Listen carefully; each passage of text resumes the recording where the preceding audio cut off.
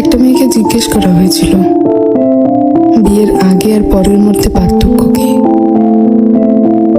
তখন সে বলেছিল, বিয়ের আগে ছিলাম বাবার বাড়ির মেয়ে, আর এখন হয়েছে শ্বশুর বাড়ির বৌমা। আগে আমার মুখে সবাই খাবার তুলে দিত, আর এখন আমাকে সবার মুখে খাবার তুলে দিতে হয়। আগে একটু ব্যথা পেলে চিল্লাচিল্লি করে সারা বাড়ি মাথায় তুলে ফেলতাম, আর এখন অনেক ব্যথা পেলেও একটা শব্দ করি না। আগে হাসার জন্য মা বকতো, আর এখন কাঁদতে গেলেও ভয় হয়। আগে একটু মন খারাপ হলেই মা বুঝে ফেলতো, কিন্তু এখন ভেতরটা চুরমার হয়ে গেলেও কেউ টের পায় না।